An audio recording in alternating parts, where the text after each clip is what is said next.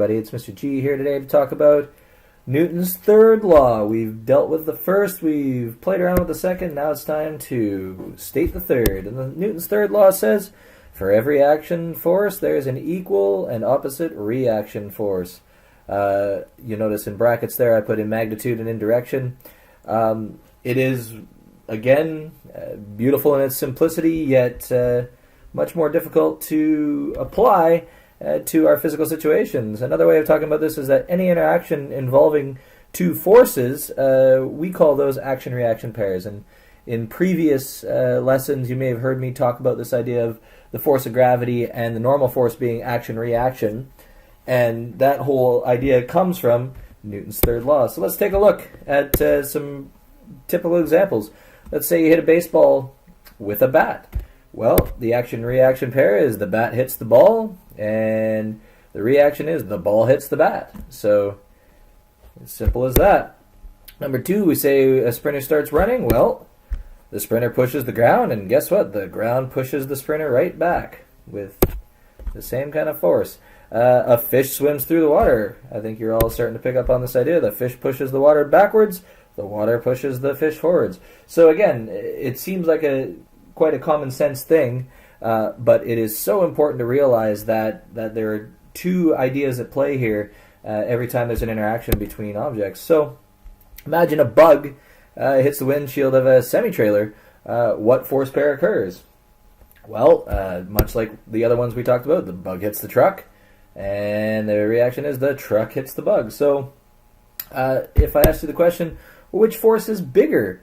Well, you would think that, well, obviously the truck hitting the bug is bigger, but in actual fact, no, because as you've learned from net forces and those calculations, they have to be equal and opposite. Therefore, neither force is bigger. And I know you're saying, well, that's not fair to the bug. It got worked. Well, sure.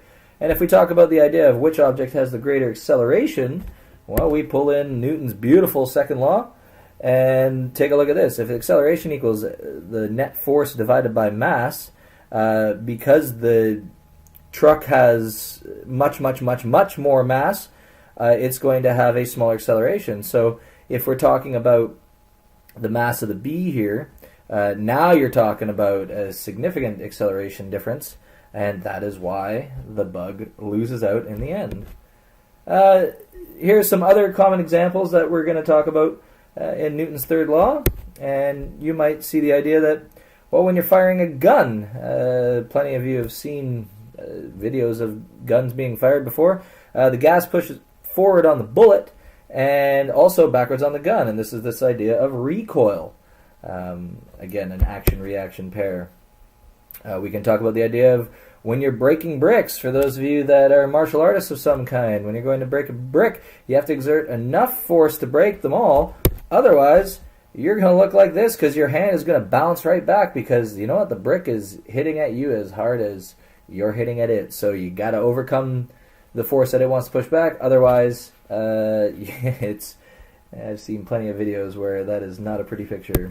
And finally, when we talk about this idea here, it's one of my favorites. When a rocket lifts off, the gases are pushed out of the back of the rocket, which means the rocket is going to move forward or move up. And so this is this whole idea of propulsion for a rocket. And for those of you that have never seen a shuttle launch, that is a crying shame because it's really something to be marveling at. So it seems like a pretty simple and straightforward idea. And for those of you that have been dealing with the other Newton's laws, you'll also realize that you've actually been using this in pretty much every case. So although the laws are labeled separately, they are all one working entity together, and it is just a pretty amazing thing that Newton came up with it so many years ago. So that's Newton's third law. We are done his laws for now. We'll get into the unofficial fourth law, the law of universal gravitation, in the next unit. But for now, have fun playing around with these.